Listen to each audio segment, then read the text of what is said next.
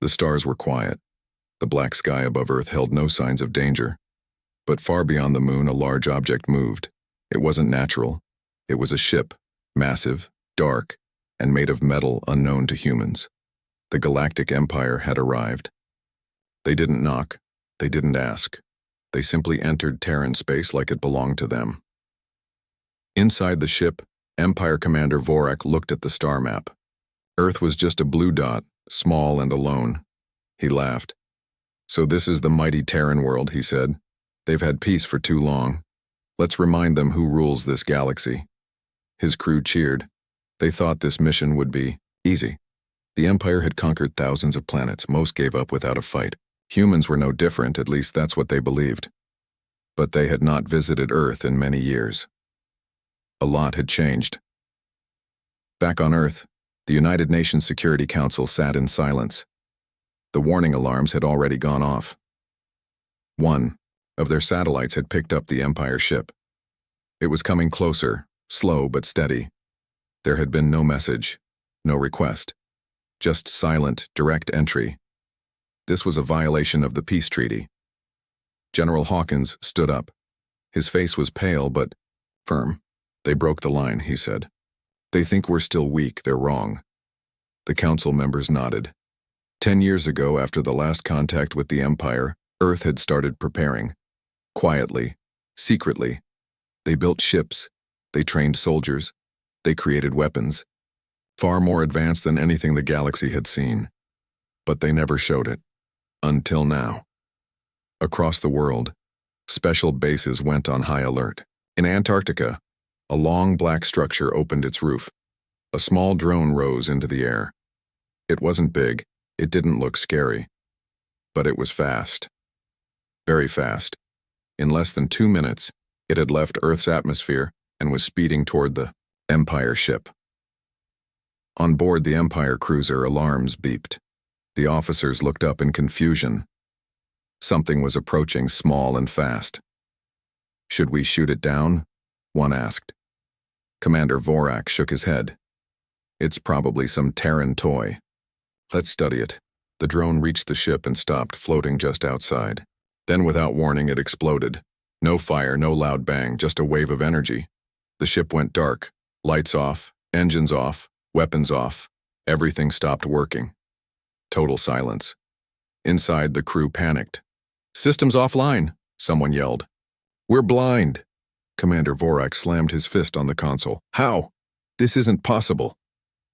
Then a voice came through their backup speaker. Calm, cold, human. "You entered Terran space without permission. That was your first mistake. You will not make a second." The message played once, then the channel cut. The ship was left floating, powerless near the moon. On Earth, General Hawkins looked at the screen. "Did we hurt them?" someone asked. "No," Hawkins replied. "We disabled them. Let them leave and report what they saw. Let the Empire know. Earth is not theirs anymore." The Empire ship drifted for hours before backup power returned. They turned their engines on and quickly left the area. No further messages were sent. No threats, just silence. In the Empire capital, the High Council gathered. The Emperor sat on his throne, his face hard and still. Commander Vorak stood in the middle of the room, shaking. They have new tech," he said. "We didn't see it coming. They shut us down completely." "Did they attack?" one counselor asked. "No," Vorak replied. "No deaths, no damage, just a message, a warning." The Emperor frowned. "So the Terrans think they are strong now. We will remind them who rules this galaxy." But deep inside he felt a chill. This wasn't the Earth he remembered.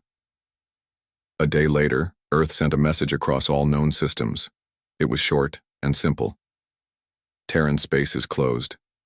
Any entry will be seen as an act of war. We have no desire to fight, but we are not afraid to end one." The message spread fast. Every species, every system, every empire heard it. Most were confused. Some laughed, but a few didn't. One of those few was Admiral Krell, leader of the 9th Empire Fleet. He had fought many battles. He had seen many races fall, but he remembered humans. He had fought near Mars 20 years ago. He remembered their bravery, their rage, and their pain. He didn't laugh. Instead, he called for silence. "Do not enter Terran space," he ordered. "Not until we understand what they have become." But others in the Empire didn't listen. Pride ran deep. Earth was just one planet, one blue marble. The Empire was endless. A secret team of scouts was sent, small, fast ships with stealth tech. They were told to scan Earth, find weaknesses, report back. They never returned. The Empire received one more message. This time not a warning. It was a file showing the last image from the scout ship's camera. A large Terran satellite, shaped like a sword, hanging above Earth. It glowed red. Then the feed cut. The Empire grew quiet. On Earth, General Hawkins stood with the President in a hidden room deep under the Rockies. A large map showed the galaxy. Red dots marked enemy ships. Blue ones were Earth's allies, or those who stayed neutral. "Do you think they'll come again?" the President asked. "They will," Hawkins replied. "But next time we'll be ready, and this time we strike back." At the edge of the solar system, hidden behind a black asteroid, a Terran ship waited. Unlike anything the galaxy had seen, it was built with new materials, powered by a core that bent space around it. It carried no crew. It didn't need one. It waited for orders. Those orders would come soon, and when they did, the stars would no longer be quiet. The Empire's capital shimmered under a pale sun, a city of towers and crystal lights. But in the ice, grand hall where the High Council met, the air was heavy. No laughter, no pride, only silence. The report from the Terran border had arrived. An entire Empire vessel, shut down by a single human drone, returned damaged and humiliated. It made no sense. The Emperor sat still, fingers steepled beneath his chin. His advisors whispered theories, new human weapons, unknown energy, a lucky trick. But he remembered Earth differently. Long ago, the humans had pleaded for peace. They were rebuilding after wars, after pain. He had allowed them that peace. Now they rejected his ships, refused his authority. And, worse, they had power to match it. "They must be bluffing," said Counselor Bren, his voice thin and shaking. "A single ship frightened our commanders, but that cannot be the measure of Earth's strength." The Emperor said nothing. Instead, he turned to a dark corner where a shadow moved. A tall, silent figure stepped forward, Agent Moran, one of the Empire's best spies. She bowed and spoke softly. "We sent scouts," she said. "They did not return. The last image shows something above Earth, a weapon we cannot explain." There was a pause. Then the Emperor gave the order. "Find out what they've built. Learn everything. Send someone who can think like them." A ship left the Empire's edge under full cloak, silent and unseen. Inside was a single man named Elon, once a scholar of Terran history. He had studied their languages, their wars, their art. Now he was sent to uncover their secrets. He arrived in Terran orbit 3 days later. From space, Earth looked calm. Blue oceans, white clouds, lights across its dark side. It looked peaceful. But peace, Elon knew, could be misleading. Disguised as a trader from a neutral world, he received permission to land on Mars, where humans had built a large scientific colony. The landing port was simple. Red dust, silver structures, and quiet people. Too quiet. No one asked where he came from. No one looked surprised to see him. That made Elon nervous. He wandered the colony, speaking to merchants and scientists. They were polite, helpful, but distant. They watched him too closely. Every word, every move. In a public hall, he found what he was looking for. Data centers open to visitors. Here, he could explore what humans were working on. It started normal. Research in farming, mining, medicine. Then he found something strange. Designs for ships that didn't use fuel. Engines that bent space itself. Weapons that used directed gravity. He blinked. These weren't theories. They were finished, tested, deployed. He kept reading. deeper into restricted archives. Files on human pilots connected to ships by thought alone. Soldiers enhanced by artificial minds. Satellites that could fold away from view. Earth hadn't just advanced. It had moved far beyond what the Empire believed possible. Suddenly, the screen in front of him shut off. The room dimmed, and a voice spoke, calm and clear. "You've seen enough." Elin turned. A woman stood in the doorway. She wore no armor, no weapon, but something in her eyes warned him not to lie. "You knew I was a spy," he said quietly. "We let you come," she replied. "We wanted you to see, to understand." He frowned. "Why?" "So you can carry a message," she said. "One that will reach the Emperor." He said nothing. He understood now. The humans weren't hiding. They were showing just enough. Not as a threat, but as a statement. They weren't afraid. They didn't want war.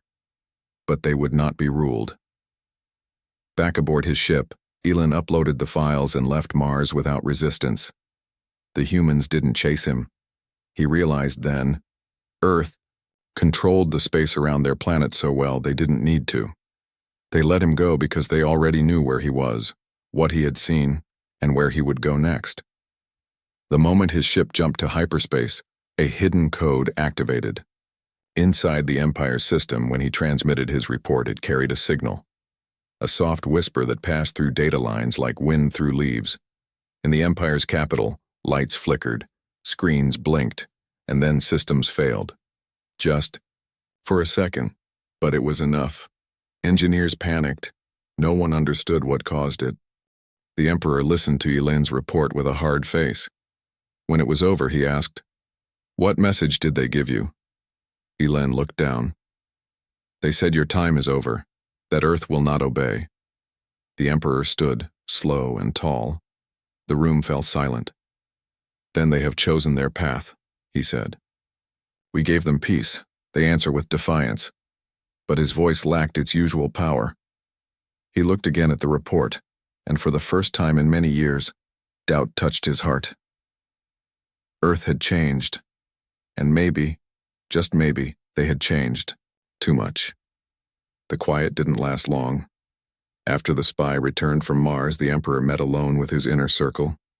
His advisors whispered of war, of pride, of restoring order, but the Emperor didn't speak of attack.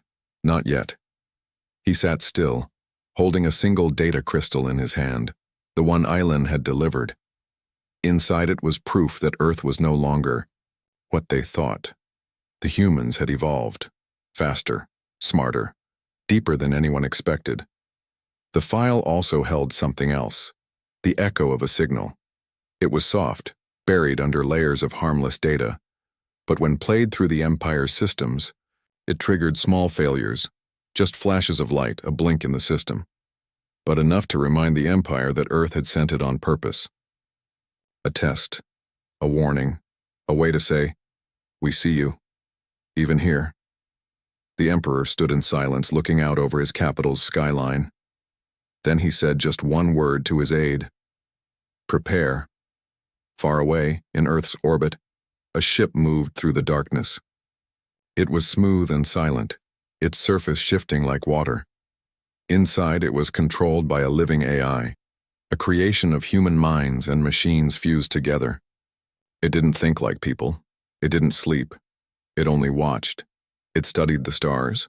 It studied the edge of the solar system. And then, one day, it noticed something. Something had moved in the dark. Back on Earth, General Hawkins looked over the incoming report. A pattern had changed near Saturn, faint, nearly invisible, but not random. Something was out there. Not human, not natural. "Is it Empire?" the President asked. "We don't know," Hawkins replied. "But it's not passing by. It's waiting." Across Earth's hidden bases, systems quietly activated. Satellites blinked awake. Data moved through secure lines. No public message was sent. No alarm was raised. But those who watched the skies closely, scientists, miners, engineers on the moons, felt it. The stillness before a storm. In a quiet room beneath a mountain, a group of Earth's top thinkers met. They were not soldiers. They were not politicians. They were the architects behind Earth's rise, scientists, programmers, dreamers. Their leader, a woman named Dr. Alara Miles, stood by a black screen. "We gave the galaxy 10 years of silence," she said. "We didn't interfere. We didn't expand. We only prepared. Now they test us again." One of her team asked, "Should we respond with force?" Alara shook her head. "Not force. Clarity." A probe was launched, small, unarmed, and shaped like a shard of ice. It moved faster than light, skimming past moons, sliding through asteroid fields. When it reached Saturn, it sent a message into the dark. "We see you. We know your shape. Leave now." For 1 long hour, there was no reply. Then something unusual happened. A reply came. But it wasn't from the Empire. It was from a ship pretending to be nothing more than space dust. Its signal was soft, broken in places, like it had traveled too far. But the voice was clear. They're not coming to negotiate. They want to know if Earth still bleeds. On Earth, the message caused silence. The voice wasn't human, but it wasn't hostile. It belonged to an old ally, one from long ago. The Noray, a race once nearly destroyed by the Empire, saved by humans during the First Contact era. They had vanished since, disappearing into deep space, and now they had returned, not to fight but to warn. General Hawkins met with Dr. Miles in secret. "Why now?" he asked. "Why return?" "Because they've seen what we've built," Alara replied. "And they know we won't stay silent, forever." The Empire's presence near Saturn was still there, unmoving. Probes tried to scan it, but failed. It reflected everything back: light, sound, energy, a ghost ship, waiting. Meanwhile, the message from Earth had rippled across the stars. Other civilizations, small and cautious, had heard. Some remembered Earth's kindness. Others feared its silence. A few had started to send feelers, coded greetings, quiet requests for knowledge. Earth didn't answer. Not yet. Instead, Earth turned its gaze inward, checking every system, testing every ship. The humans weren't looking for war, but they wouldn't allow weakness. Their defenses now reached beyond the moon. Their ships could vanish and reappear in moments. Their minds and machines worked together in ways the galaxy barely understood. Back in the Empire's council chambers, unrest grew. Some wanted to strike. Others wanted to pull back.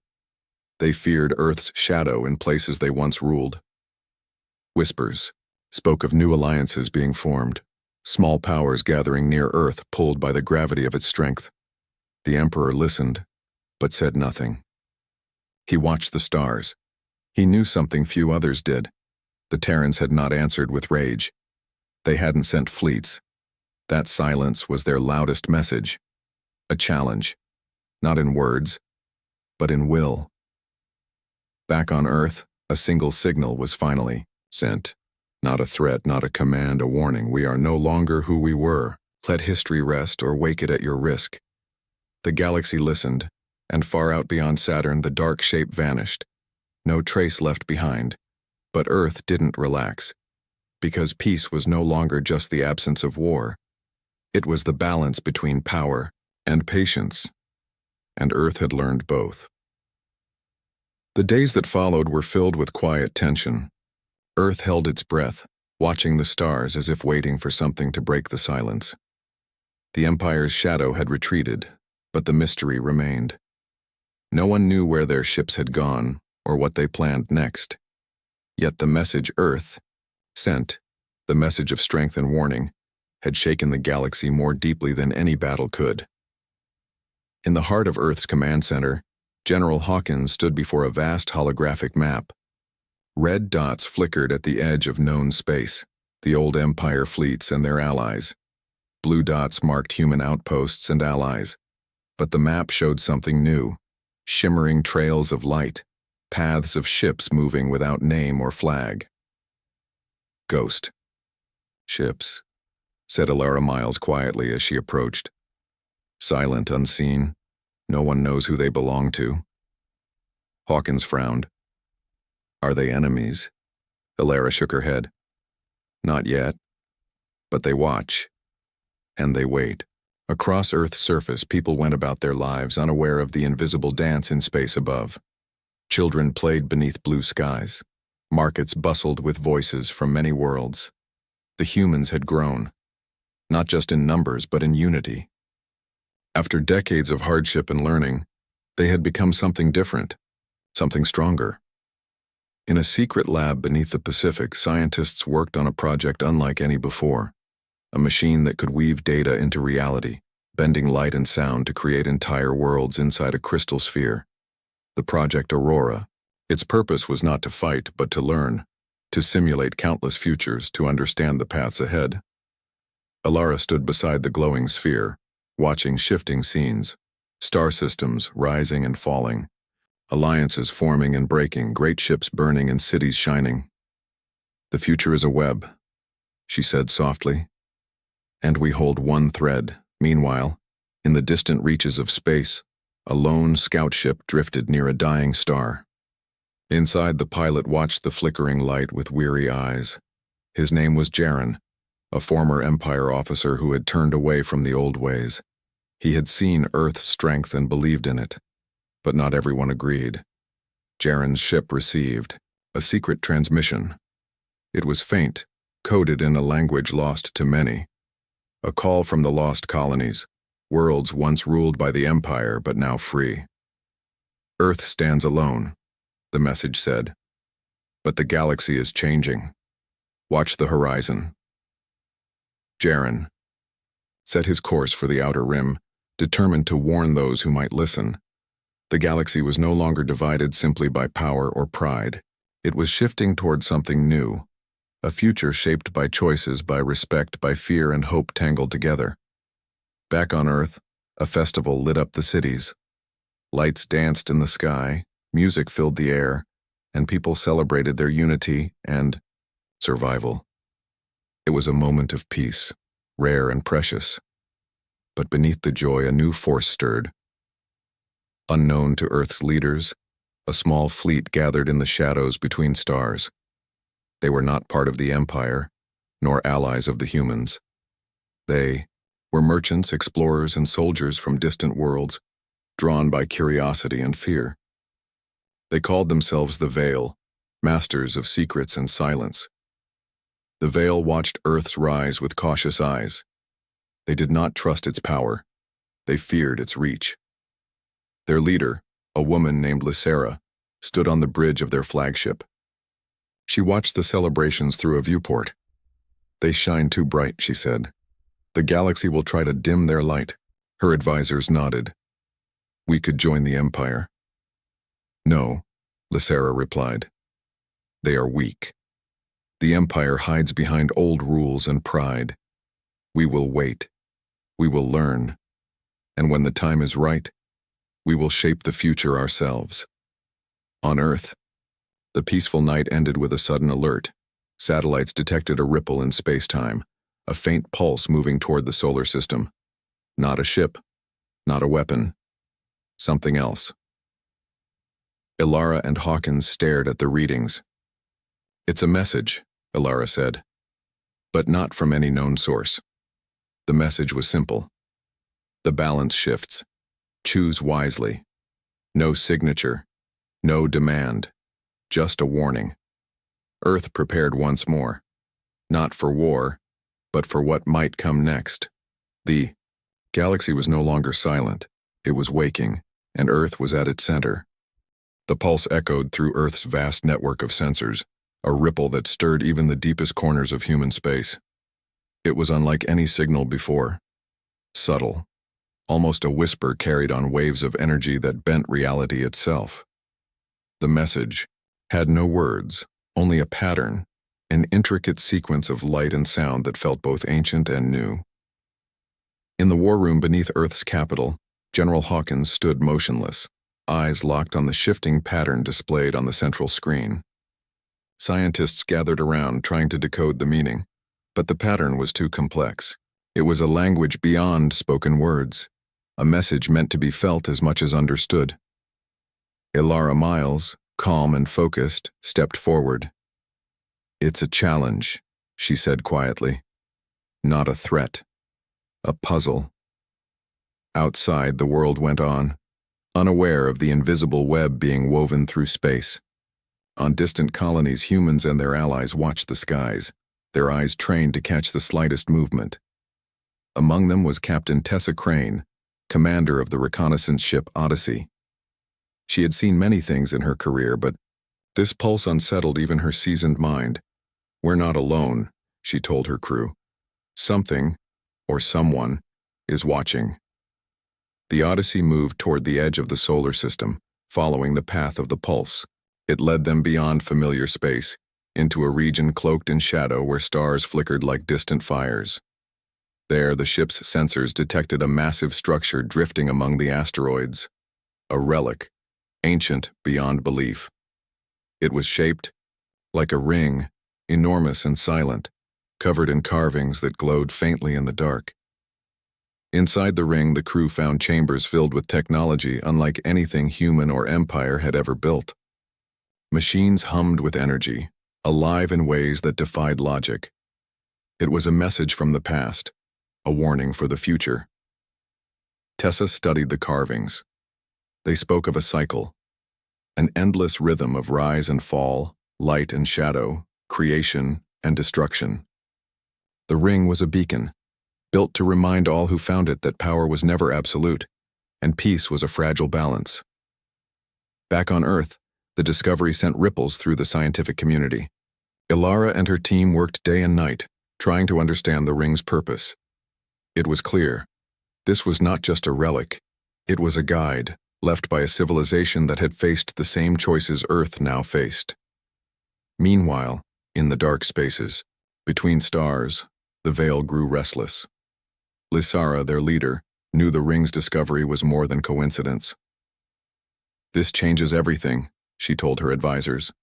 "The galaxy remembers. We must act before Earth becomes too strong." She dispatched agents to spread rumors and stir doubt among Earth's neighbors. Old alliances began to fray, whispers of rebellion and resistance growing louder. The Empire, still shaken, struggled to maintain control over its remaining territories.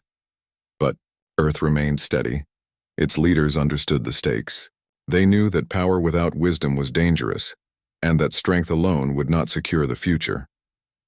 As the Odyssey returned with its findings, a new plan formed. Earth would use the ring's knowledge to build a network, a system of linked worlds sharing information, technology, and trust. Not an empire, but a coalition. A promise to the galaxy that humans sought not domination, but coexistence. Yet, even as hope blossomed, shadows gathered. The Empire sent a fleet toward the outer rim, a silent warning to Earth and its allies. The Veil continued its secret maneuvers, waiting for the perfect moment to strike. And in the quiet corners of space, other eyes watched, the remnants of ancient civilizations, curious and cautious, deciding whether to join the rising power or challenge it. On Earth, General Hawkins and Ilara stood together, facing a future uncertain but filled with possibility. "The galaxy is changing," Hawkins said, "and so must we." Ilara nodded. "We will meet the challenge, not with fear but with vision." The pulse that had echoed across the stars was no longer just a message. It was a call to action. Earth was ready to answer. The moment had arrived. After years of silent watchfulness, after messages hidden in light and shadows, Earth stood at the center of a galaxy, ready to change forever. The fragile balance between power and peace teetered on a knife's edge, but humanity was no longer the uncertain player it once was. It had grown, stronger, wiser, and ready. In the command center, the atmosphere was electric. General Hawkins paced slowly, eyes scanning the vast holographic displays of ships, star systems, and signals. Each point of light represented a choice, an ally or a threat. Earth's coalition was forming fast, but the challenges were greater than ever. Not all who called themselves friends shared the same vision. Ilara Miles stood beside him, calm but resolute. "The galaxy watches us," she said, some with hope, others with doubt. Beyond Earth's skies, the network of linked worlds buzzed with activity. Communication was seamless, alliances forged not by force but by trust and understanding. The ring from the outer rim had become more than a relic. It was a symbol, a guide. It reminded all that peace was a shared responsibility, fragile and precious. Captain Tessa Crane piloted the Odyssey through a corridor of stars, carrying ambassadors from newly allied planets. Their mission was clear: to spread the message of unity and cooperation, to build bridges where walls had once stood. Yet the galaxy was not without its shadows. The Veil's influence crept through whispers and secrets. Lysara's fleet remained, hidden in the dark, her agents sowing suspicion and unrest. She believed that control through knowledge was the only true power, and Earth's rise threatened everything she had built. In the Empire's last stronghold, old loyalties fractured. Some factions sought peace, tired of endless conflict. Others clung to the past, unwilling to accept change. The Emperor himself, once distant and silent, finally spoke.